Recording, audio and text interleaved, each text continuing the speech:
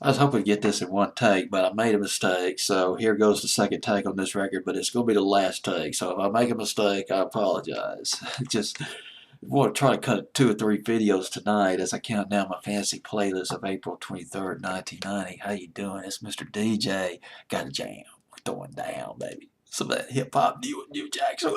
Get down on it. It's like Cool in the Gang once sang. Get down on it. But got Nicety by Michel'le. God, I love that name, Michel'le. It's just God, that those French sounding words just, well, anyway. Michel'le at number 49 making its debut as the second of 5 debuts on my fancy playlist that week in the spring of 1990.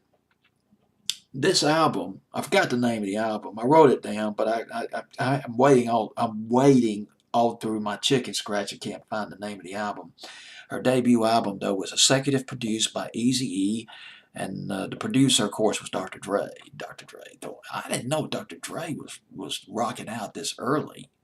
Because I'm thinking of Dr. Dre from 1993 on with like Nothing But a G Thing, and was it Dre Day? And there was that song that he did with Eminem back in 1998, 99. Guilty Conscious, that was it. Remember that one? Boy, that was a throwdown right there. There was even one point, I remember when Dr. Dre started choking Eminem.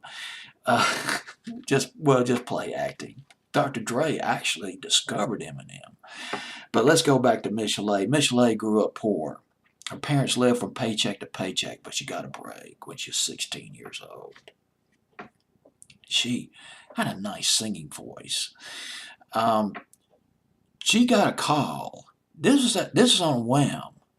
Last minute, she got a call to do the female vocals with a group called World Class Wrecking Crew, the forerunner of NWA, Dr. Dre's group, and they did a song called Turn Off the Lights. I just listened to that record, by the way, on YouTube, and it brings back some memories. I do remember hearing that. I don't know where.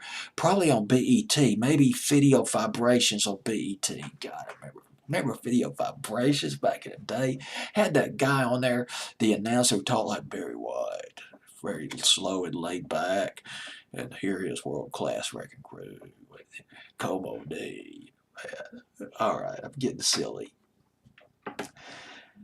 Turn Off the Lights.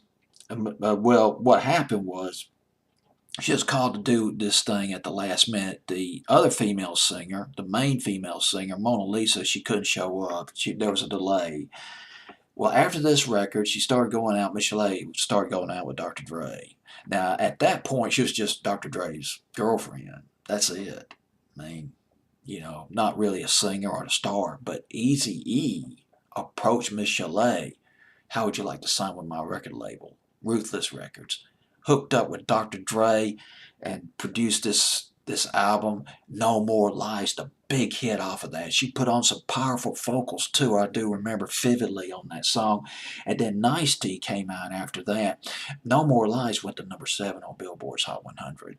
Nicety didn't do as well, but very well remembered, I'm sure, by a lot of hip-hop and R&B fans for back in the day, back in the early 90s.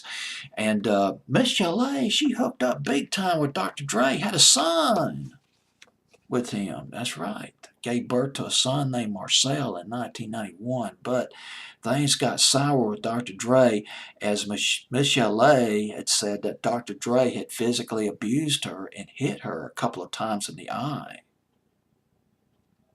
And she later hooked up with Suge Knight. Remember Suge Knight back in the day, the co-founder, the CEO of Death Row Records. And she said that he had physically abused her, something to that effect. But before all that, though, boy, she was just throwing down on some jams.